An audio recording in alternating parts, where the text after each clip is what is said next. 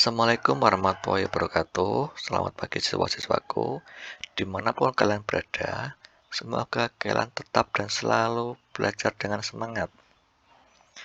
Materi pertama kita yakni teks laporan hasil observasi. Apa sih teks laporan hasil observasi tersebut? Berikut penjelasannya. Teks laporan hasil observasi adalah teks yang berisi penjabaran umum atau melaporkan sesuatu berupa hasil dari pengamatan. Teks laporan hasil observasi juga disebut teks klasifikasi karena memuat klasifikasi mengenai jenis-jenis sesuatu berdasarkan kriteria tertentu. Nah, untuk lebih jelasnya, perhatikan ilustrasi berikut. Gajah. Ketika kita sedang mengamati seekor gajah, apa yang kita lihat adalah gajah adalah binatang yang besar.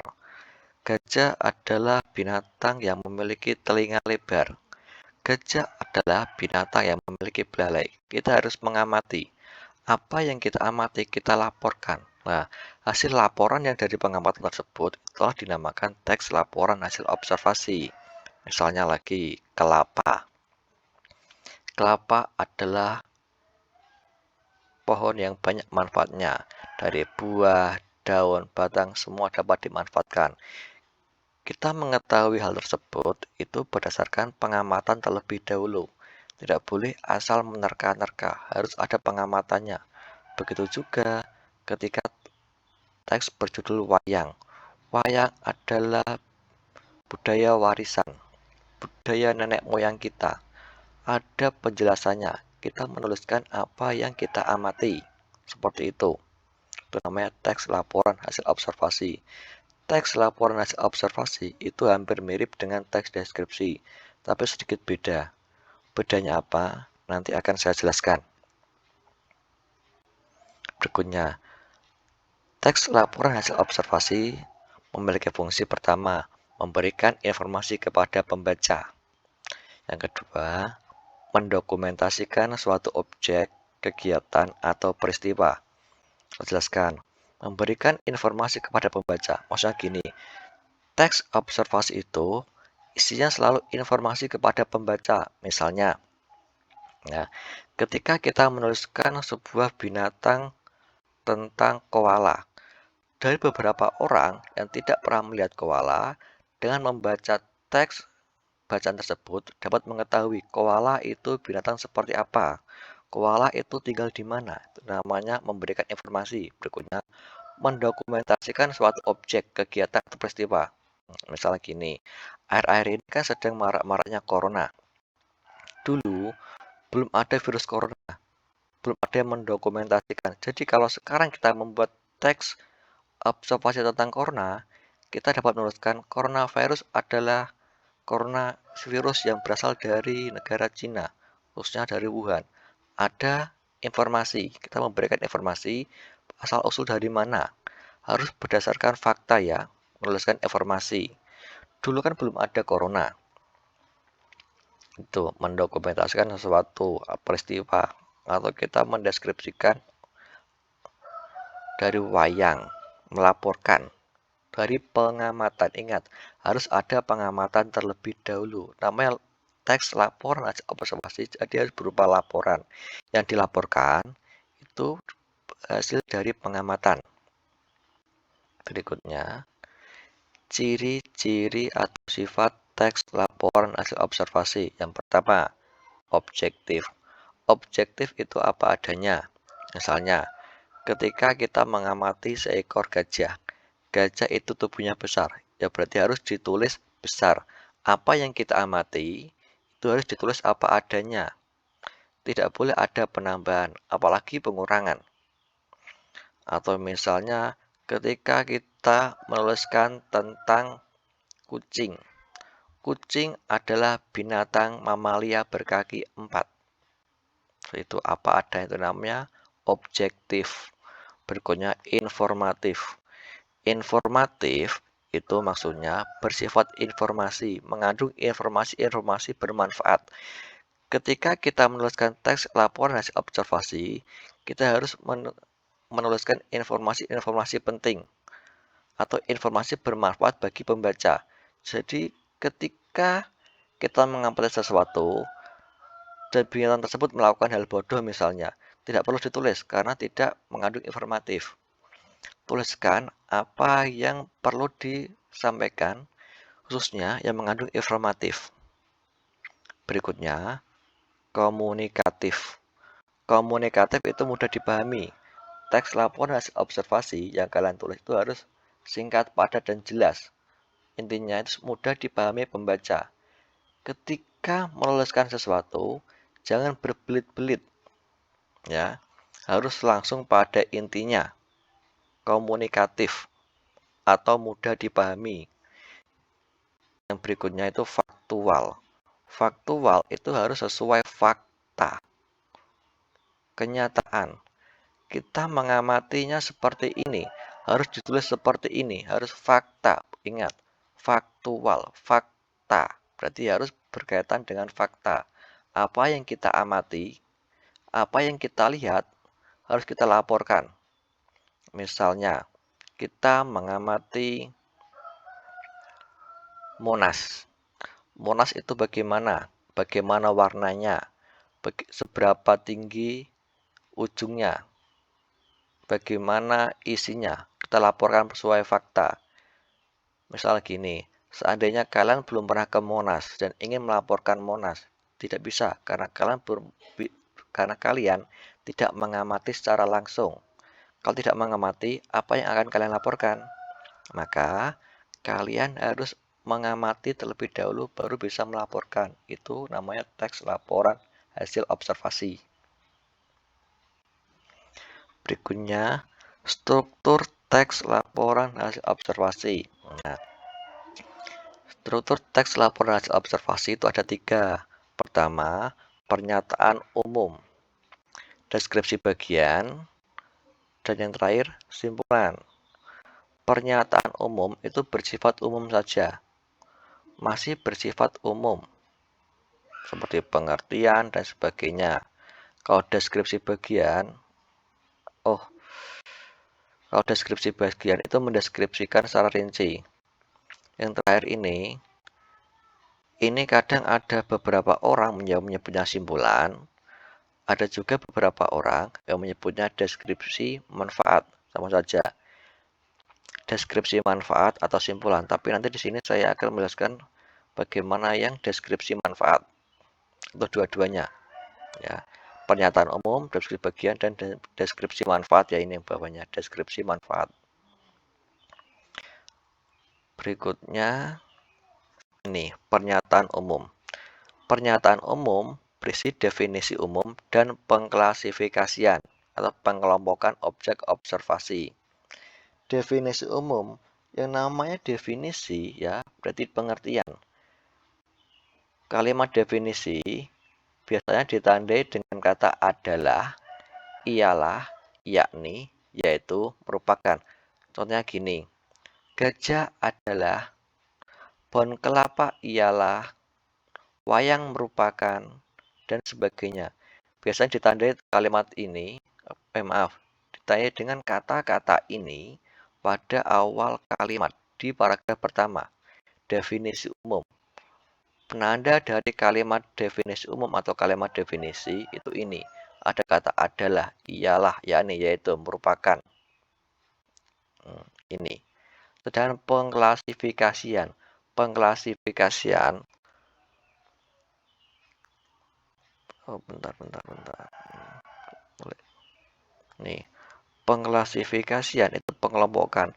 Ada beberapa hal yang dikelompok-kelompokkan di bab-bab tertentu, di bagian-bagian tertentu, dikelompok-kelompokkan. Lebih jelasnya perhatikan ilustrasi ini.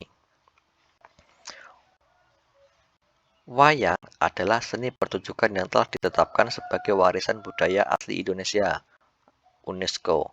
UNESCO lembaga yang mengurusi kebudayaan dari PBB. Pada 7 November 2003 menetapkan wayang sebagai pertunjukan bayangan boneka tersohor berasal dari Indonesia. Nah, pada kalimat pertama ini, wayang adalah, ini namanya kalimat definisi. Adalah, ada kata adalah di sini. Wayang atau diganti ya. Wayang ialah seni pertunjukan atau wayang merupakan seni pertunjukan, sama saja. Wayang adalah itu namanya definisi umum. Wayang adalah seni pertunjukan yang telah ditetapkan sebagai warisan budaya asli Indonesia. UNESCO, lembaga yang mengurusi kebudayaan dari PBB, pada 7 November 2003 menetapkan wayang sebagai pertunjukan bayangan boneka tersohor berasal dari Indonesia. Para wali songo menyebar agama Islam di Jawa sudah membagi wayang menjadi 3. Wayang kulit di timur, wayang wong atau wayang orang di Jawa Tengah, dan wayang kulit atau wayang boneka di Jawa Barat. Penjenisan tersebut disesuaikan dengan penggunaan bahan wayang. Nah, bagian ini pada bagian kalimat kedua, para wali songo menyebar agama Islam di Jawa sudah membagi wayang menjadi 3. Ini namanya klasifikasi, dikelompok-kelompokkan. Wayang dikelompokkan menjadi wayang kulit, wayang boneka. Nah, itu namanya pengklasifikasian, dikelompok-kelompokkan. Wayang dikelompokkan menjadi 3, itu namanya klasifikasi. Nah, ini masih bagian pernyataan umum. 1 bagian, struktur bagian teks pernyataan umum. Berikutnya, deskripsi bagian. Bagian ini merupakan deskripsi secara mendetail tentang pengelompokan objek observasi. Nah, ini hampir sama seperti klasifikasi tadi, hanya saja lebih rinci. Deskripsi bagian itu lebih rinci. Mendeskripsikan secara rinci. Ada kata deskripsi bagian, berarti mendeskripsikan. Ya. Mendeskripsikan. Nah, ini contohnya. Wayang kulit dibuat dari kulit hewan ternak. Misalnya kulit kerbau, sapi, atau kambing.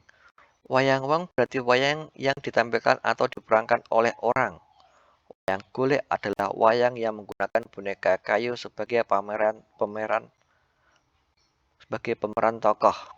Selanjutnya, untuk mempertahankan budaya wayang agar tetap dicintai, seniman mengembangkan wayang dengan bahan-bahan lain, antara lain wayang suket dan wayang motekar. Wayang kulit dilihat dari umur, dan gaya pertunjukannya pun dibagi lagi menjadi bermacam jenis. Jenis yang paling terkenal karena diperkirakan memiliki umur paling tua adalah wayang purwa. Purwa berasal dari bahasa Jawa yang berarti awal. Wayang ini terbuat dari kulit kerbau yang ditatah dan diberi warna sesuai kaidah pulasan wayang pendalangan, serta diberi tangkai dari bahan tanduk kerbau bule yang diolah sedemikian rupa dengan nama cempurit yang terdiri atas tuding dan gapit. Nah, ini kan deskripsi kan tadi bagian pernyataan umum pada pengklasifikasian, ya kan, wayang dikelompok menjadi wayang kulit dan wayang orang dan sebagainya kan gitu. Nah, penjelasan wayang kulit itu dijelaskan bagian pada deskripsi bagian ini. Wayang kulit dibuat dari kulit hewan ternak. Ini kan ada perincian dari pengklasifikasian sebelumnya. Pada paragraf setelah tadi pernyataan umum, itu namanya pengklasifikasian, ini namanya deskripsi bagian. Mendeskripsikan bagian-bagian yang penting, ya. Tadi mendeskripsikan bagian-bagian yang penting. Nah, apa yang diklasifikasikan dirincikan, ya, dirincikan secara detail. Berikutnya, deskripsi manfaat. Berarti bagian ini memaparkan manfaat-manfaat dari objek observasi. Manfaat tersebut dapat ditinjau dari berbagai sudut pandang. Deskripsi manfaat. Oh ini. Deskripsi manfaat ya, contohnya ini. Semua jenis wayang di atas merupakan wujud ekspresi kebudayaan yang dapat dimanfaatkan dalam berbagai kehidupan, antara lain sebagai media pendidikan, media informasi, dan media hiburan. Wayang bermanfaat sebagai media pendidikan karena isinya banyak memberikan ajaran kebudayaan kepada manusia. Pada era modern ini, wayang juga banyak digunakan sebagai media informasi. Ini antara lain dapat kita lihat pada pagelaran wayang yang disisipi informasi tentang program pembangunan seperti keluarga berencana atau KB, pemilihan umum, dan sebagainya. Yang terakhir, meski semakin jarang, wayang masih tetap menjadi media hiburan. Pada bagian teks observasi itu berisi manfaat. Nah, pada bagian ini dijelaskan manfaatnya apa saja. Wayang apa saja manfaatnya, kan? tak jarang juga di bagian paling bawah itu ada bagian simpulan. Simpulan itu menyimpulkan apa yang sudah disampaikan pada deskripsi bagian dan deskripsi manfaat. Tapi kalau tidak ada simpulan tidak masalah. Nah, kalau ada simpulan berarti menyimpulkan. Ini deskripsi manfaat, berarti menuliskan apa manfaat-manfaatnya. Gitu. Nah, terus apa sih perbedaan dari teks observasi dan teks deskripsi ya? Kalau teks observasi itu menggambarkan atau melaporkan sesuatu secara umum. Kalau deskripsi itu secara khusus. Misalnya gini, kalau teks observasi itu melaporkan seekor gajah. Gajah pada umumnya, gajah yang memiliki kaki 4, berbadan besar, bertelinga besar. Nah, itu kalau observasi. Sedangkan kalau masuk ke ranah teks deskripsi, itu sudah menggambar secara khusus. Menggambarkan gajah tertentu. Misalnya, gajah yang bernama Budi atau gajah yang ada di kebun binatang Surabaya.